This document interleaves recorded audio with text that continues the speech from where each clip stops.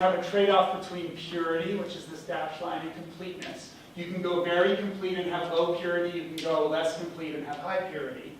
But these curves cross at a much higher purity and much higher completeness than they did in the last example. I'll show you that again in a second.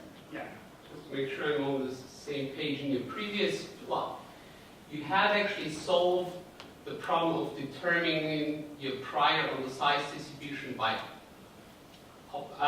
maximizing the likelihood of all the data in that bin. So for each magnitude bin, you had gone through the whole procedure on the right-hand side of the Exactly. That's exactly right. And I was being vague here. I was actually using a gamma distribution. So this size distribution, I used a gamma distribution to model it, which has a small number of parameters. So you fixed the alphas. Say again? You fixed the alphas. And then I fixed the alphas, yes. So a real Bayesian notices that I can't optimize these alphas. I have to sample the posterior probability distribution for these alphas and marginalize them out. But you stopped at that level. But I stopped at this level. And then, of course, what you really should do is then parameterize your probability distribution for the alphas with betas and marginalize out the betas. And just keep going. And just keep on going, and eventually it's just the cosmological parameters. Actually, there is a sense in which you can draw a hierarchical description of all of astrophysics from the pixels in the Sloan spectrograph to the cosmological parameters. And that might sound insane, but actually, if you want to do data analysis at the limit, the photon limit, it might be necessary. The most insane members of my group are working on that problem. Now, this is a likelihood ratio cut. We could also do a posterior probability cut. So the likelihood ratio, if you look at these plots, you'll see they're incredibly similar between likelihood and probability, and that's because the posterior probability differs from the marginalized likelihood only by the multiplication of this prior. And it's left as an exercise to the reader whether or not these curves have to cross when the log probability is 0 and two probabilities are equal. So you have the capital PQs, which is here. Yeah. This is probability. Did you solve for those also? Yes, they are also optimized, subject to the constraint that they sum to 1. Right? These must sum to 1, but other than that, we optimize them, exactly. And that's why the height of the star peak went down and up as you went up and down in magnitude. Because remember, the galaxies outnumbered the stars by more at the faint end of and the model learned that. They're also optimizing, don't you mean marginalize over them as well? PQ.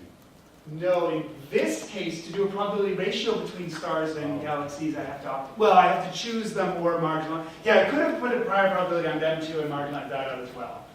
But that's the next layer of hierarchicalness. But right now I'm just optimizing my hierarchical parameters. Good.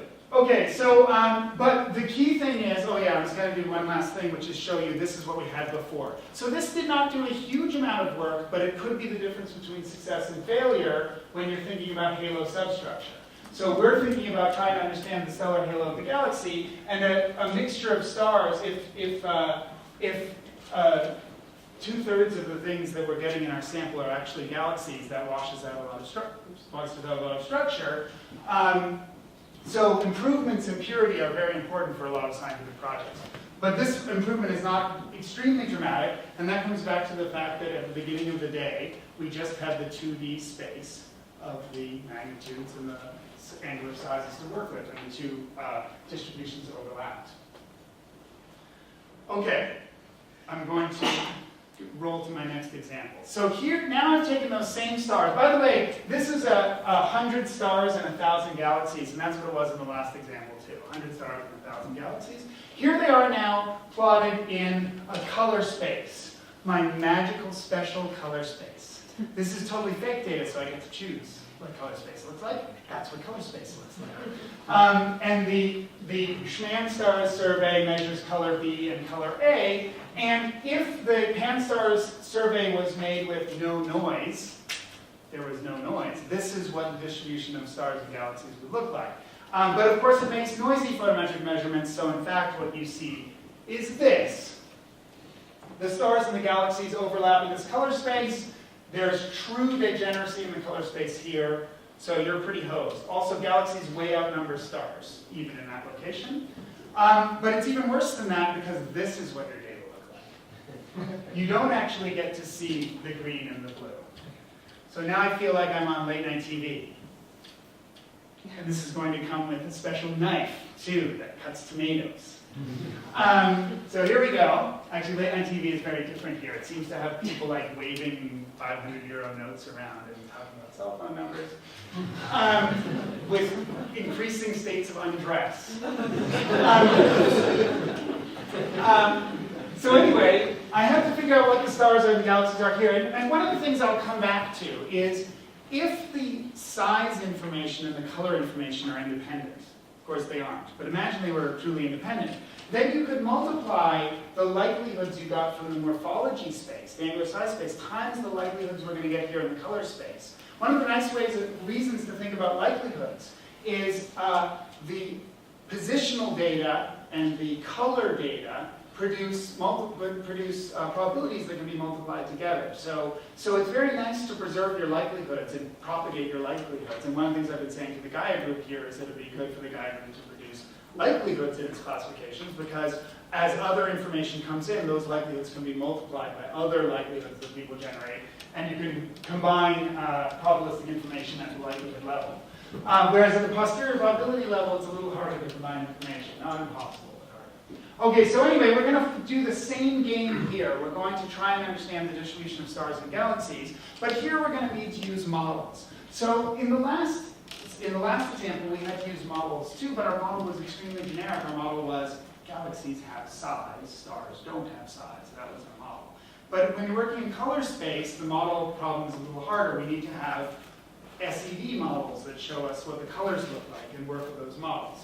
So here are a set of models that I'm going to use. Now, I get to make everything up. So I made up the data and I made up the models.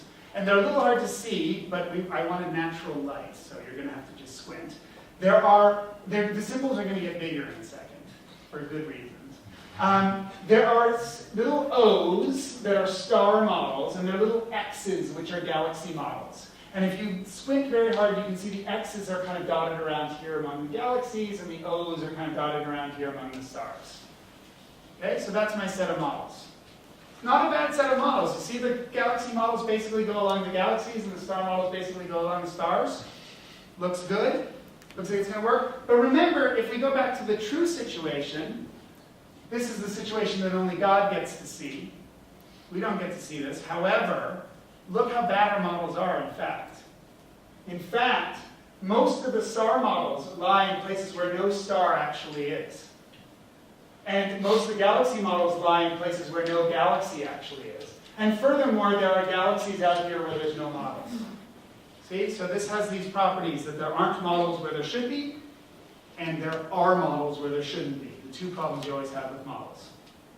Okay, so the models aren't great. And this is really typical for stars and galaxies. If you don't work on this, I can assure you, this is absolutely generic. Okay, so reminding, this is where we're going, this is what we've got, and we're going to confidently now see if we can classify these stars into stars and these galaxies into galaxies. So the first option, oh, by the way, the story is the same. The story is the same here, except maybe I probably, well, let me keep going for a second and then I'll be back for it. One question, have you Yes. included now noise in your model as well?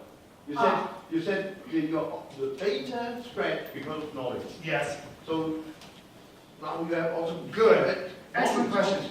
No, so I'm assuming these models were, my assumption is that I'm going to use when I'm about to do likelihood tests. And when I do likelihood tests, I'm going to assume that each of these models is an exact representation of a star or a galaxy. But that said, as you know, each of these objects has quite a bit of noise. And I'm not showing you, but there's a substantial error ellipse around every one of these objects, and I'm going to use that error correctly. But I'm assuming that these models are, somebody said, like this is a Bruce-Walsh-Charlot model, this is somebody else's model here, this is a Starburst 99 model, right? So they're models that claim to be noise-free. The noise is the model builder. Right, the noise here is in assumptions that the modelers made that are all wrong. By the way, even the model, in my view, because I'm kind of a hard Bayesian, my view is that even the models that happen to be right here are only right because of luck. that all models are fundamentally wrong, and our goal is to use them nonetheless. And So, do you yes. assume that there's nothing else but these models? So I am now going to assume that there's nothing else but these models, but nothing in my fundamental story changes if you wanted to allow, say, anything in the convex hull of these models, or linear combinations of these models, or nothing changes if you want to do any of those things. So, but I'm just going to treat them as points because it makes my math really simple. As it is, the optimization I'm about to do here is pretty challenging. It takes my laptop all day.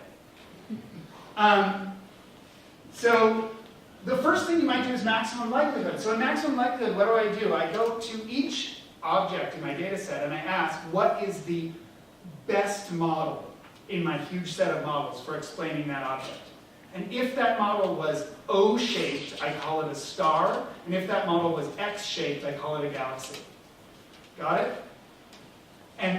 So if it was from the star class, I call it a star. And this does very badly. So here are all the objects. Now I've conveniently painted them green and blue so you can see what the truth is. God, of course, never shows you this. And Pan-Stars doesn't show it to you either. So you just have to, if you just did this, you would not know it until you did follow-up observations that you're actually contaminated at the factor of 2 level. 94% means, sorry, I'm using not purity anymore, I should be using purity. But here it means that half of the objects basically are galaxies. So we did not do very well, but there's a strong degeneracy in this data set. But remember, my goals are to study the halo structure. So I want a pure sample, I don't want to wash out the halo substructure. So this is very bad for me, this ruins my experiment. Now, the next thing I could do is, here's all our models. There are the O-shaped models, the X-shaped models. Now, the next thing I could do is I could put a flat prior on this. I could say every one of these models is equally likely. Okay, this would be the uninformative prior, which causes Corin to swallow uncomfortably when I say uninformative. Because, as Corin says, whenever you make a decision like that, you're injecting information into a problem, and wrong information. Because we know that, in fact, some of these models are very bad. But let's assume that all of these models are equally likely. Then I can do a marginalized likelihood here, where I just ask for each data point, well, for this data point, it's true that this O is the best model. But this data point has quite a large error bar. So the error bar on this data point is such that it also picks up a bunch of these X's. And so when I marginalize, I'm effectively integrating over that error bar, and it might be that the galaxies win. Right? So I'll do that now, marginalize. So marginalizing using flat prior, so this is flat prior's marginalized likelihood, it's still the case that my sample is highly contaminated. It is less contaminated, though. Marginalizing even over bad priors was an improvement. And it's an improvement for exactly the reason I said. The marginalization looks at all the models inside the error bar, and if there's more galaxy models in the error bar, you do better. So that's good. So these are the points that survive because the marginalized likelihood is higher for the star hypothesis than for the galaxy one. Exactly. Okay. Exactly. And I think I go to black screen now. Yes, good. That's my key to say one more thing. Okay, so I want to be very specific about this model because this model is so beautifully simple that it's a very useful model to have in mind. Here it is. The model is that I can write down very simply the probability of my data. Now my data is a little vector now, right? Because I now have 2 colors for each object, so there's a little vector, a color space vector, given a template K. Because all I had was a set of templates. I had a set of template galaxies, and I had a set of template stars, and let's just index all those templates by K. Okay? So there's a probability for each data point that it comes from template K, given things like our error model. And remember, everything had substantial errors. So this is the likelihood that data point I was drawn from template K. So the first classification I showed you was just pick the K that maximizes this likelihood, and if that K was a star, it's a star. If that K was a galaxy, it's a galaxy. Okay? And then the marginalization is the probability of the data given that you're a star is the sum over all K in the stars, the probability the prior probability, you now need a prior probability for each of the k things, which when I said it was